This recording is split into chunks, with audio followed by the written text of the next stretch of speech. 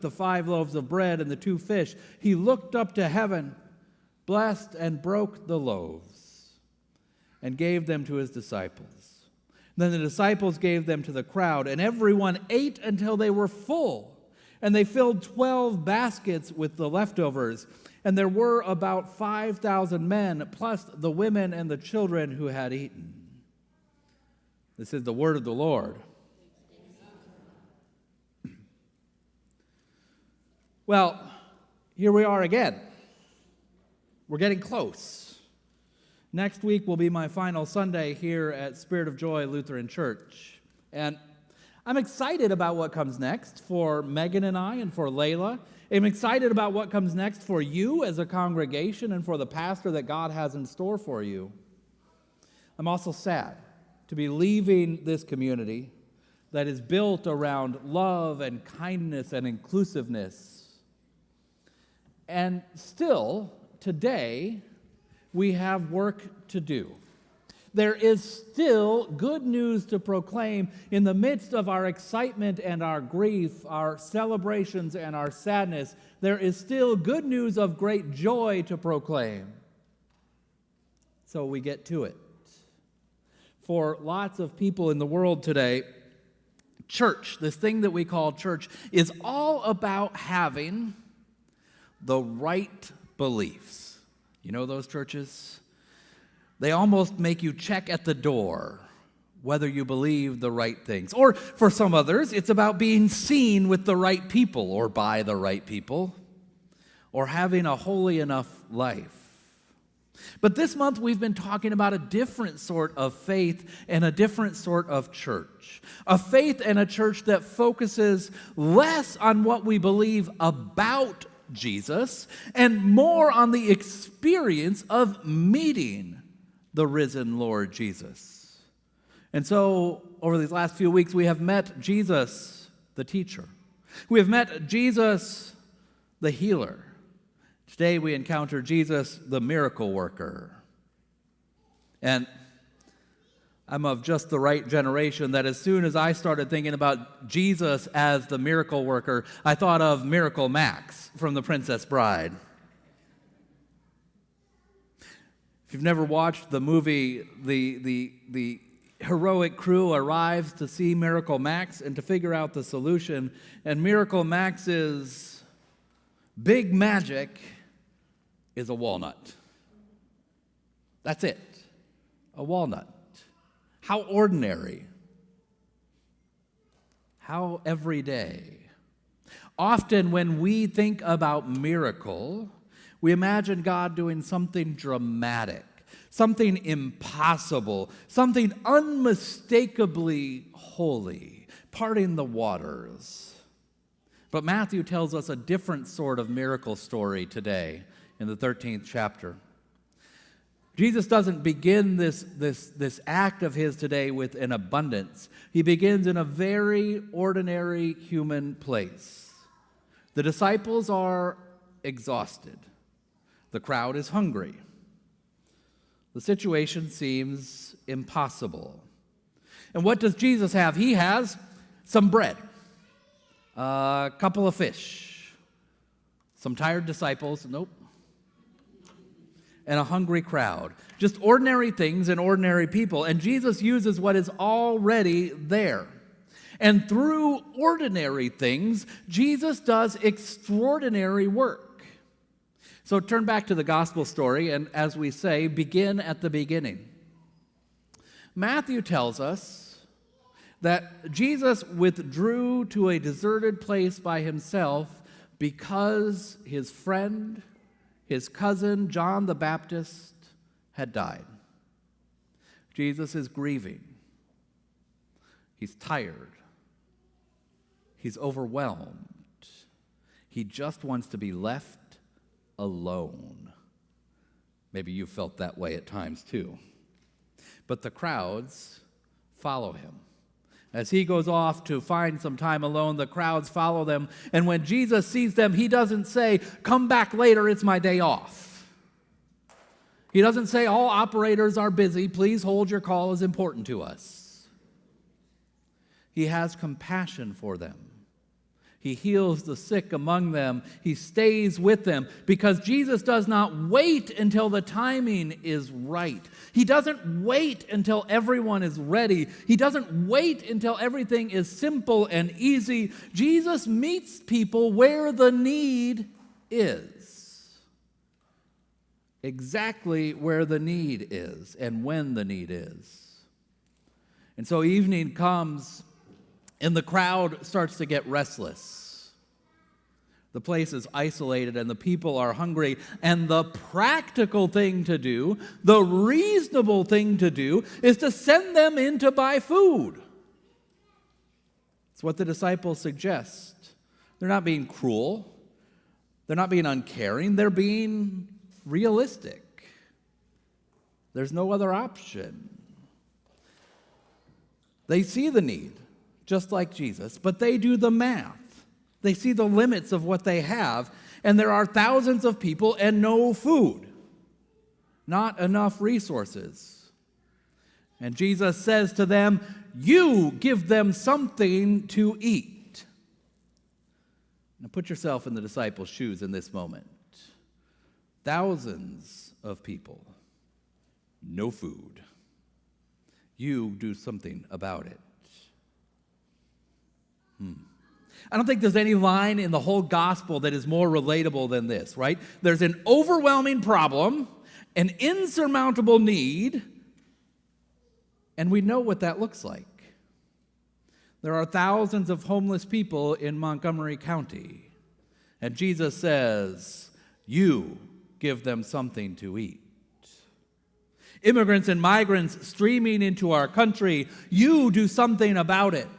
Wars and violence overseas and in our own neighborhoods, you do something about it, says Jesus. A time of change and transition here in our own community, and Jesus says, you do something about it. How often do we turn to Jesus and wish that he would just fix it? When Layla was growing up, there was a movie called Wreck-It Ralph. Some of you might have kids in the right age for that. And every time that Ralph would wreck it, the protagonist, Fix-It Felix, would show up and the people would shout, "Fix it, Felix." And there are days, so many days, when my prayer is simply, "Fix it, Jesus." I can't do it. Fix it, Jesus. And Jesus instead turns back to us and says, "You give them something to eat." And often, when we hear Jesus saying that, either through our pastor or our neighbor or our Bible or our singing, often when we hear that, we shrink away. I don't have enough. I can't make a difference. I'm just one person. The problem is too big and I am too small. I imagine the disciples thought exactly that. The problem is too big and we don't have enough. Us? Feed them?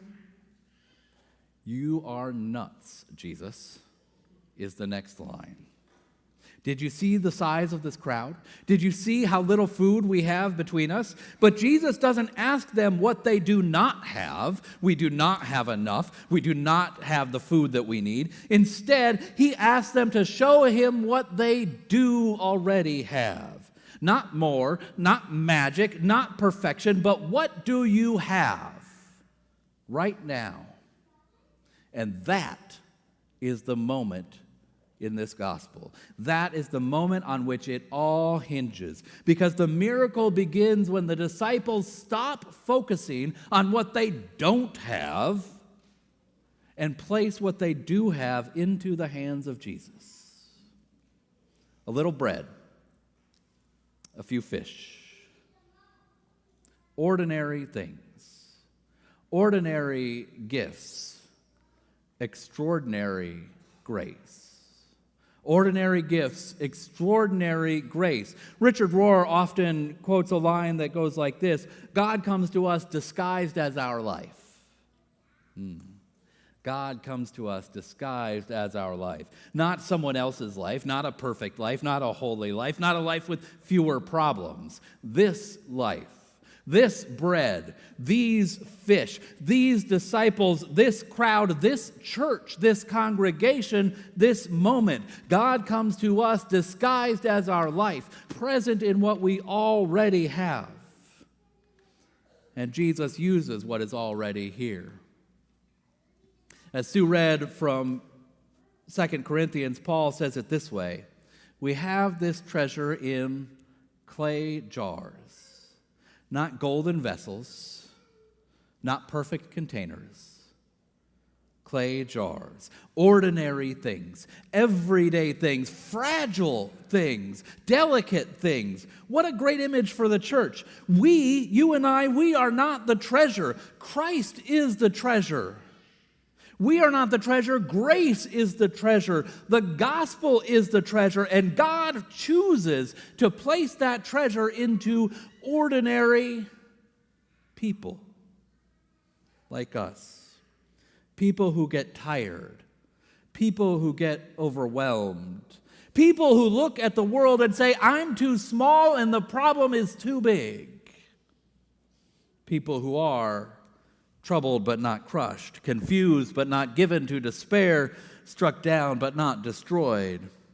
That's part of the miracle we've seen here as a congregation at Spirit of Joy. We have not always had everything we needed. We have not always known exactly what to do. And Lord knows we've certainly never been perfect. But again and again, Jesus takes ordinary people, ordinary gifts, ordinary faithfulness, and he has done more with them, more with us than we could ever do on our own. We see that miracle right in front of us today. We have 3 baptisms today.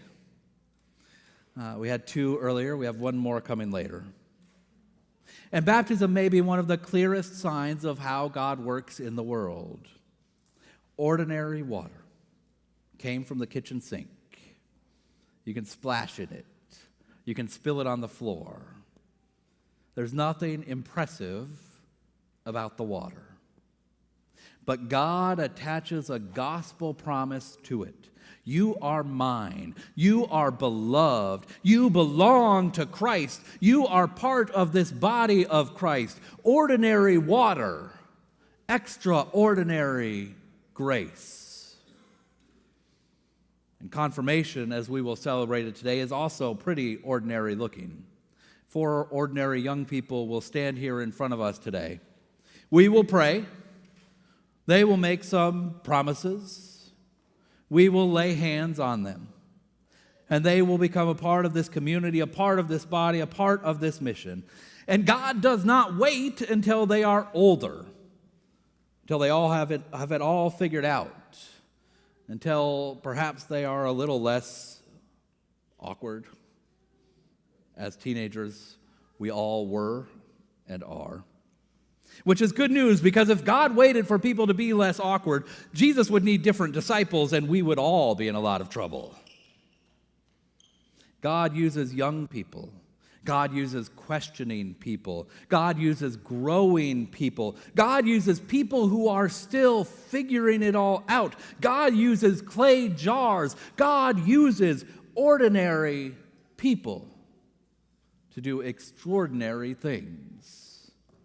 And so confirmation is not a graduation from faith, but confirmation is saying yes to God doing extraordinary things in and through you today. And so again, here we are today. It's my next to last sermon here from this altar. And what comes next is not certain. It is not simple. It's not uncomplicated. We want answers.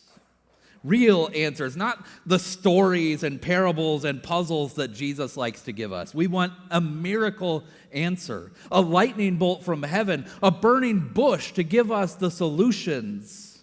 And instead, Jesus says to us, you give them something to eat.